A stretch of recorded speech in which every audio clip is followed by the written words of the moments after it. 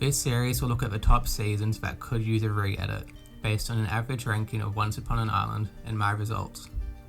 Also, if you can, please subscribe and become a patron to both our channels for extra benefits.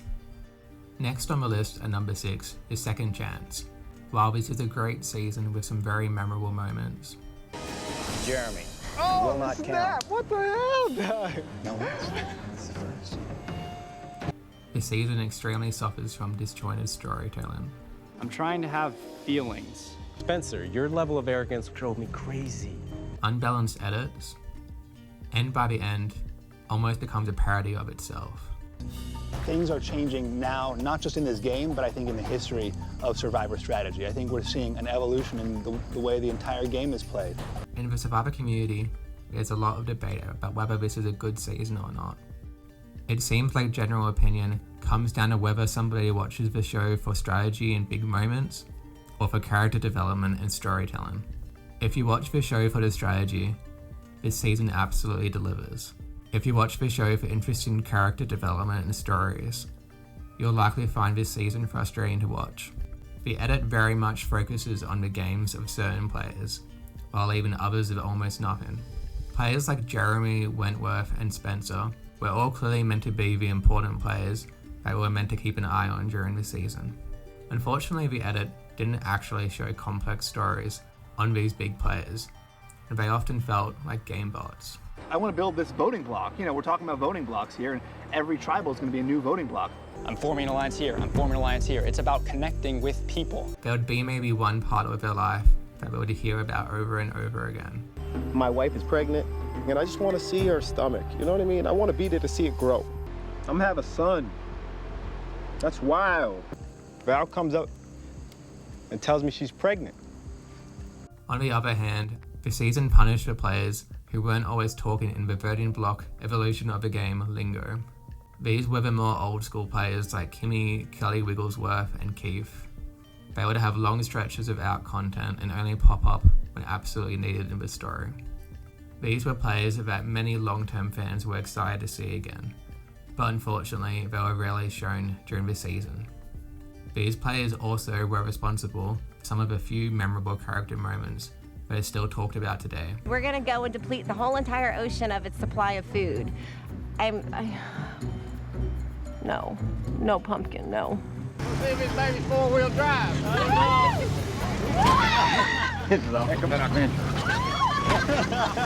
If we actually saw more of these kind of moments throughout the season, it would have felt more character driven and less focused on gamebot strategy.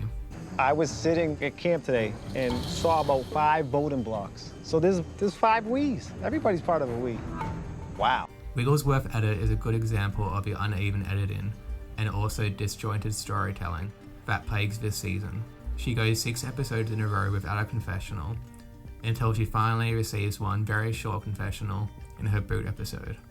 Tribal Council coming up, and some of the larger alliance are wanting to vote out Wentworth or Sierra, but we are going to split votes. Pretty exciting stuff. Her boot episode was one of the most awkwardly disjointed moments in Survivor history.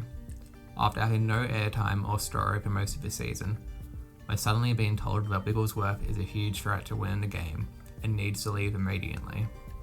Wiggles also has, She'll win. that's what I say, because she has the first season. She's been very smart. Yes. Her social ability, like she talks to everyone. Yeah, that's true. No one dislikes Wiggles. This moment is also portrayed as being another hashtag big move by Steven, Jeremy, and Spencer, where they're taking control of the game. Like, we can't keep playing from the bottom like this. Let's shift the game. Taking out Wigglesworth shifts up the whole game. Yes. This doesn't really make sense to viewers, as a group of Wigglesworth, Kimmy, Keith, and Joe don't really feel like an important group that could take over the game, even though there are hints of it in this episode. I trust Kimmy, I trust you, I trust Keith. I don't trust the 3 girls. No. Her boot would have felt much more impactful and told a better story if the edit actually showed us a more accurate version of the dynamics of the merged tribe. Abby Maria is another example of a player with an extremely disjointed edit. In the first 5 episodes, Abby is all over the season. She also has her funny feud with Wu, who didn't just vote for her once. He voted for Abby. Twice. Twice. Now you would think when Abby finally votes out Wu, this would continue to play a big part in the episode, right? Well, at the second swap, when Wu gets booted, Abby suddenly goes under the radar. She stays that way until a couple episodes before her boot. The sudden drop of the Abby vs Wu story is a great example of the lack of long-term storylines this season. The season is more focused on trying to show big moments, rather than actually showing us a satisfying story. In the same episode, Sierra, who had been invisible up until this point in the season, suddenly becomes the voice of big moves for the rest of the game. But I promise to God, you go to the end with Jeremy, you don't win. There are many boots where it came out after the season that we didn't actually get the full picture of what went down. For example, with the Monica blindside, we don't get any hint that the tribe were actually targeting her until after the challenge. However, it turns out her tribe mates were discussing throwing a challenge to vote her out. It doesn't sound like they actually ended up throwing it, but it does seem like they weren't trying as hard as they could have been. Here goes Fishback for Bion. He's aiming at the wrong target. Fishback hits one for Anchor. Joe's boot was heavily edited to protect his image. Surprise, surprise. Apparently his dad was double dealing and trying to force people to take Joe to the end at a family visit, which rubbed people the wrong way. Joe also came up with a pretty crazy plan to split the votes on Aubry and Tasha, which was very convoluted and basically a huge mess. Nobody was on board with this besides Keith, likely because everyone else had either Aubry or Tasha in their endgame plans. This explains Keith's random vote for Tasha, which never made sense in the show. Finally, there's the Aubry boot, where she suddenly goes from being the swing vote to being voted out. We never see that her plan is actually to flip against Wentworth's alliance. This doesn't make sense based on the edit, since Wentworth has seemingly been her closest alliance for the whole season. If the season spent less time self-congratulating how amazing it was for being an evolution of the game, and more time actually showing us the stories of the players, the season could have been much better and less disjointed to watch. Number 5 is Season 34 Survivor Game Changers. How does one re-edit and fix Game Changers? What is largely considered a mess of a season due to a ton of reasons that really any editor is gonna have trouble avoiding. This is the same season chock full of twists, tribe swaps, advantages, and an unfavorable boot order. A larger part of blame can be given to the casting choices. So this is definitely a tougher proposition than re-editing a newbie season where we really don't have any expectations of what to expect from characters who are going into it. This time, any returning season really, we want some things, and it's really hard to balance that when those things do not align with the overall story for the season. So how do you tell a balanced story when all 3 winners on the season go home in the pre-merge and they are some of the most dynamic personalities on the cast? With so much expectation and anticipation given some of the players here, I really don't envy the editor's position at all. After all, pretty much every fan favorite character from previous seasons is gone in the pre-merge. Tony Vlachos. Where's he going? He said, I'm out, I'm looking for the idol. Malcolm Freeberg. I'm going for the idol, baby. Woo! JT Thomas, and Sandra Diaz-Twine are all gone by episode 5. Jeff Varner does something you absolutely cannot ignore in episode 6. If you know what I'm talking about, you know that it makes for a painful viewing experience. And episode 7 is a double boot where Ozzy, another fan favorite, is voted out in a rushed fashion. So who is left at that point? We're all just a bunch of single people waiting to hook up right now.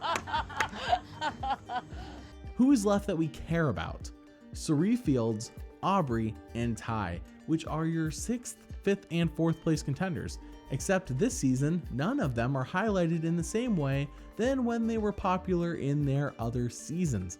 Aubry was the narrator and story's driving force in Co Wrong, where she had a whopping 70 confessionals and went all the way down to a paltry 20 in Game Changers. Ty went from 74 confessionals in Co Wrong to 34 here. And this season is only airing a year after their original season. The audience probably remembers them better than most, so why not focus on them just a little bit more? Ty! Ah! Oh my God! I don't want to move. She just moved me. I love you, babe. Then you have the tragedy of Suri. And yes, this is going to hurt us all talking about it, but we have to.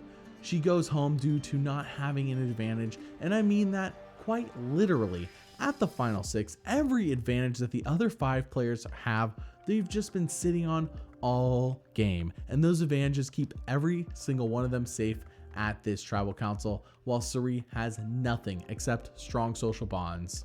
It shows an imbalance in the game that has been achieved this season. What used to be a game about social strategy truly becomes a game of who has the trinkets, because that's the only way you're staying here.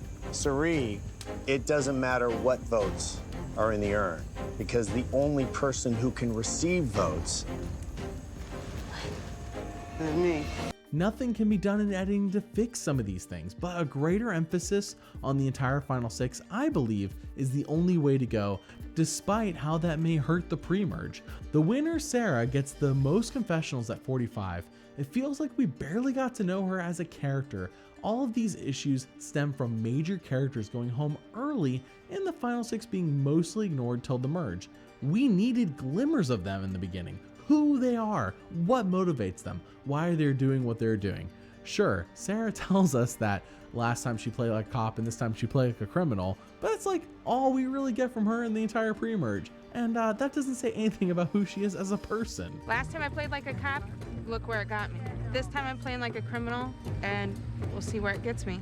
I'm completely playing this game like a criminal this time. Now I get it, there are big names that the show focuses on and we shouldn't ignore them, but about 20% more focus on the final 6 plus Sarah would do a whole lot of good leading into the end game and having us feeling better about how it all ended instead of us saying, wait, who is left now? Is your name Troy's name? I think it is. Is that your real name? Troy. Oh. Out of all the seasons, I do find it hardest to fault the editors for this one, as the boot order twists and excessive tribe swaps did little to help them, as it is in fact probably harder to edit something with this many ridiculous things happening all the time. It had to have hindered them. Hope it's okay if I join you. Cochran? Oh my God. Sometimes simpler is better, and a simple focus on those who will make it far and have a larger impact on the season we are watching is the way to go.